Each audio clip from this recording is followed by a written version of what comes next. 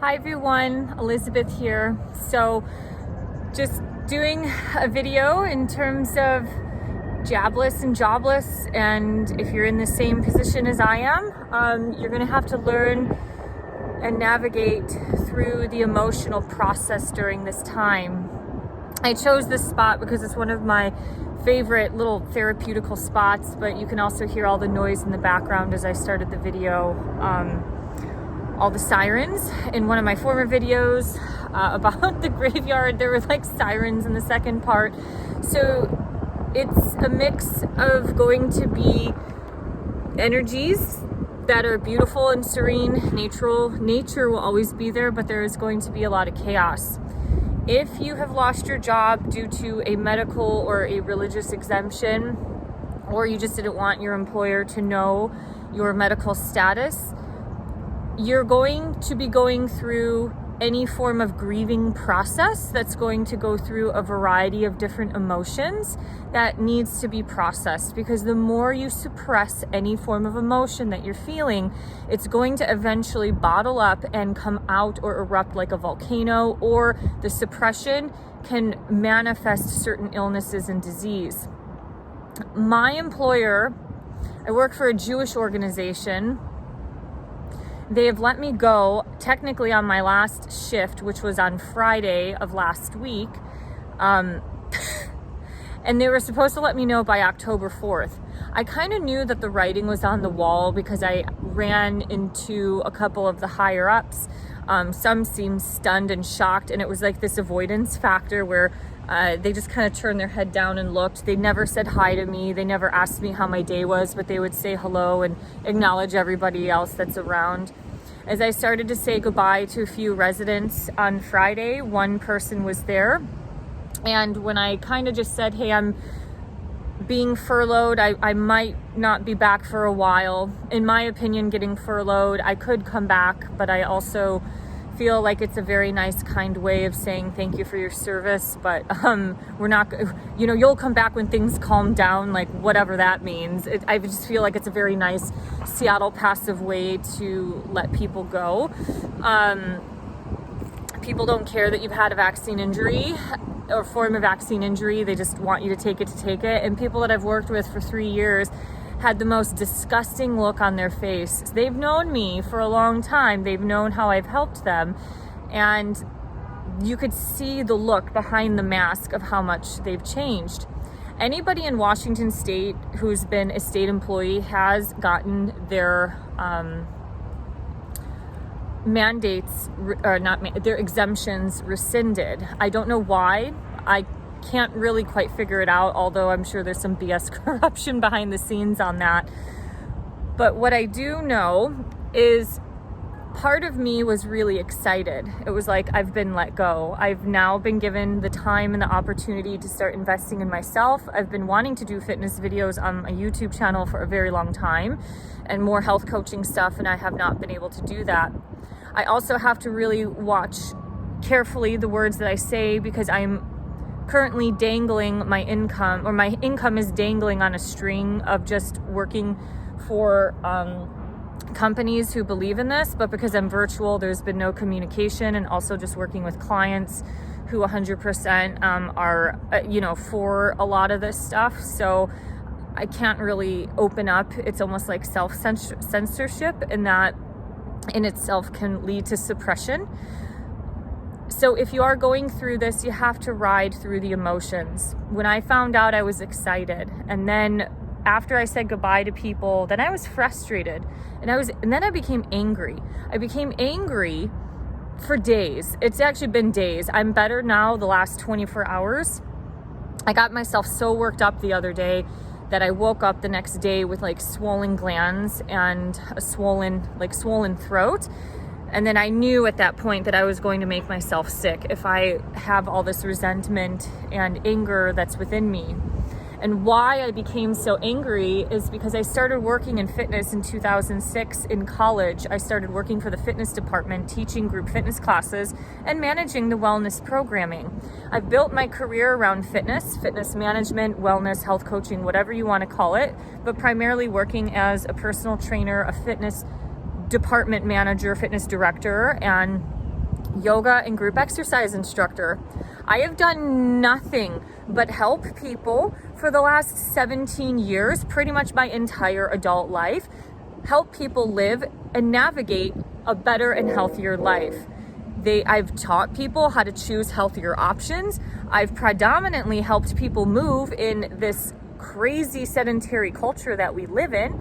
And with perspectives from Germany, Australia, and India, I've also been able to bring other cultural and global perspectives into the health and wellness scene, because other cultures at the time when I was there did not have the massive mental and physical issues that America has.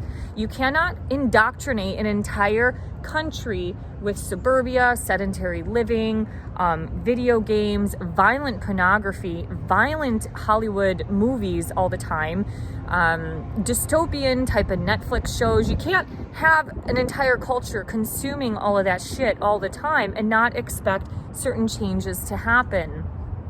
So for me, when I've done nothing but help people, especially I've helped clients get off of antidepressants, I've helped people get off of blood pressure meds, I've helped people live a more natural human life, which is how humans have lived for thousands and millions of years, or however old we are, I don't know. But all I know is that the more connected you are to natural living, the healthier you are. And that has been proven through science for a very long time. And if you know anything about blue zones, look it up. There's pockets of centenarians that live around the globe. I think one is like Okinawa, Japan. There might be another one in Mexico. They're all around the globe. And when you start to look at their little wheel of life, they predominantly live in cultures of wellness. They have low stress. They move every day. They eat a lot of plants and legumes and beans. They have community support. It's completely fucking opposite of the American culture of what we've become, where we've become isolated, depressed. We eat junk food. We don't move our bodies. We have high amounts of stress. And so people, does nobody question how we are the most medically and technologically advanced, but yet the sickest culture probably in the globe? Mexico surpassed our obesity rates several years ago. But my point is, I have helped people. I've helped senior citizens. I've watched senior citizens decline and die because of being isolated, stuck in their room, unable to move. So they're falling all the time. They fall and hit their head, they break their hip, and then eventually they die. I've done nothing but help people my entire life in my career, and then I've been called a murderer. I've been called whatever name in the book that other people want to label this group of people as, and then say that we are the contributors to illness and disease. That's not how it works. It does not work like that. The irony of all of this is, where I work, you have your weekly PCR tests on a Tuesday. So let's just say Tuesday, October 5th. The booster shot for Pfizer was on Wednesday the 6th. That evening, the results came back from the PCR test that 4 or 5 residents got positive. After the booster shot, several more residents tested positive, and several more fully vaxxed staff tested positive.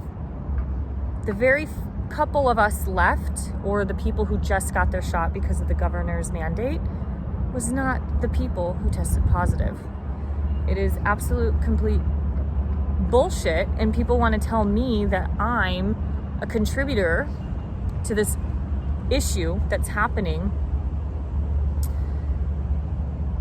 In addition to getting 4 PCR, or let's just say nasal swabs a week. I get one every shift, a rapid test, and then a weekly PCR. So I'm sticking 2 swabs up my nose on a Tuesday, every Tuesday, and I wear an N95, and I'm asked to exercise. You don't think that has had damaging effects on my lung and my health?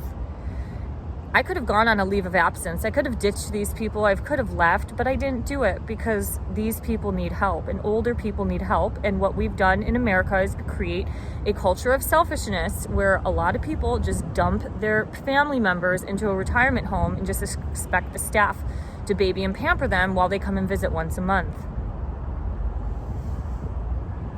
So that's where the anger really came out. I mean, it was explosive. And I'm an Aquarius. Our dark side of the Aquarian energy is anger. And that's why we're seeing a lot of anger over the last decade really arise out of people, because we are under this collective energy and we have to burn out or ascend through the shadow side of the Aquarian energy. So if you're in the same position, you're gonna have to you're gonna have to go through this wave of emotion and figure out a game plan, because at this point, like, this is another thing that made me angry the other day. My car insurance went up by $100. Doesn't sound like a lot, right? I've not had a speeding ticket in over 15 years. I've lived in Washington State for about 11 years, and I've only had one little fender bender that was more than 10 years ago. It was like right when I first moved to this state. I have a really good credit score, and our Washington State Commissioner has told all car insurance companies that they can no longer offer a discount to good auto insurance drivers who have an above average credit score. So people can't even get a fucking break in this state. So it's almost going to get to the point where there has to be an exit strategy moving probably out of the states, because what you're seeing here between the West Coast and the East Coast is that they're all Democratic and progressive governors and politicians. So obviously, if you can't connect the dots and you're still looped up to your political party, you're completely missing what's happening. I mean, it's on both sides here, so we're all getting played on all different angles. But it's time to use that creative energy to start to figure out something new. And for me, I feel like this is an opportunity to really start something else. Some other people that I've known that have lost their jobs are going to work for their spouse so they can create hopefully a more profitable business. I think any form of loss that you go through, there has to be the process of your emotions. You can't just go on, pretending that everything's okay when most likely it's not. Even your conscious mind might think it's okay, but your subconscious mind probably won't. So whether that's using the last bit of the health insurance you have to talk to somebody, support groups, there's everything online. There's free information online, free therapeutical music that you can just plug in and listen to calm down. It's like it's a death process. It's like losing a family member and going through a divorce. I've been through that. It's a death and rebirth process. You have to go through the grieving. With those former experiences in my life, I'm able to grieve and process things a lot better. I process my emotions really well through human movement. So certain things like swimming and rock climbing have been therapeutic. I got into rock climbing because of divorce. Unable to do that. So all of these things are manifesting into worse situations for a lot of people because they don't have that ability to get their emotions out. And where this is going back into creating horrible dysfunctional cultures is that we've already had problems of abuse to women in 2020 because of being locked down. Well, imagine now that you have a woman in a desperate situation who won't leave a bad, let's say, household because she doesn't have enough money. Now you have an angry fucking person in the household who doesn't have a job, and it's going to be hard to find a job because you need to, be double poked. Can you imagine that life that's going to be for her? The one saving grace in my situation is that they said they wanted to help out, so being furloughed allowed me to apply for unemployment, which I'm not there full time anyways. I was there 20 hours a week, so my unemployment is going to be nothing, especially for an expensive city. But it's going to get, I don't want to program to say it's going to get bad, but we do have to be realistic. In this state, we've had food costs rise. In early January, in the former administration, gas was like between $2.69 and $2.89. Gas right now is $4.09. At the end of January, it went up to about $3.89, $3.99, so almost $1. Now you're getting all these little benefits like your car insurance and shit taken away from the government. Everything is on the rise, food costs, health costs. And you don't think people are going to get really pissed and start to rebel after that? The irony of me looking into the screen is that there's this like dark sky and these golden leaves. It's like the balance of both energies. It's like the light and the dark is just battling through. But if you're angry, you have to process that, whether that's talking to a counselor, going on a hike, doing something to channel that energy. You have to get it out. Sexual energy is the same thing as athletic.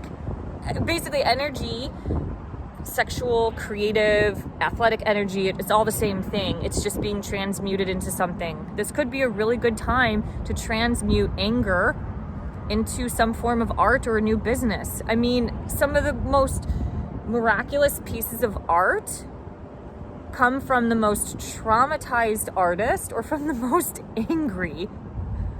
They know how to loop that energy up. You don't want to be angry and pissed and start drinking and smoking and doing all the stuff that Hollywood has programmed you or society has programmed you to, because you're not going to move on from your situation. You're going to continue to bury yourself in a hole if you adopt negative habits during this grieving process. It's just going to be like a hike, like ups and downs. Today I'm a little more excited. I'm also frustrated because it's like, oh my God, I got 2 subscribers. And it's like, shit, in 24 hours I posted a video and then I lost 2 subscribers. So it's like, did I say something wrong? Is it the algorithms? We're just fighting this world that is really, really difficult. But at some point you're gonna have to choose to either sell out or continue to hold your ground and try to figure something out and choose a different life or whatever. Our ancestors have moved. My great-grandparents were in the Carpathian Mountains because of a world war. They then lived in Germany and other European countries working in displacement camps, and then they finally decided, God, let's leave Germany and go to America. The funny story about this is my great-grandfather was born 11/11/11, so November 11th of 1911, and he wanted to move to Australia, and my great-grandmother wanted to move to America. And when I wrote my book Finding Home, because I lived in Australia twice, I was just so frustrated. I was like, why didn't my family not choose Australia? Because it's so much better over there, rah, rah, rah. And now I'm like, thank God for my great-grandmother, because Australia is a mess, and now I understand and see why. I now see what's happening. I think we should all be seeing what's happening. I remember when I was like super liberal at the time, I was like, this is great to live in a country with no guns. And now I'm like, oh my God. Thank God people have gun ownership in this fucking country. Oh boy. But yeah. So if you've lost your job, I'm really, really sorry. We can all comment here to help each other. And now we've got a little friend coming through. Hi. Hello. Here's our new little friend. So keep focusing on the beauty of what is around us. Let nature and Mother Earth help transmute this energy. And if you need to, I know it's not easy for men, but man, if you need to cry or punch a pillow, just let it out and don't suppress it, because it will come back. The more you suppress, it will come back bigger and bigger and bigger. You know, the further on you keep trying to wipe your plans or sweep your plans under the rug. Thank you for listening to my story. I'm just one of hundreds of thousands of other Americans and possibly people worldwide. So as I end this video, the sun is starting to shine. Hopefully that's a sign of giving us some hope. There's some big energy in 2022 with Pluto that can rapidly and drastically change the entire cultural landscape. I recommend starting to look maybe into a little bit of astrology, just to understand the energy, not to understand prediction. But I would say that drastic cultural landscape can go in either direction.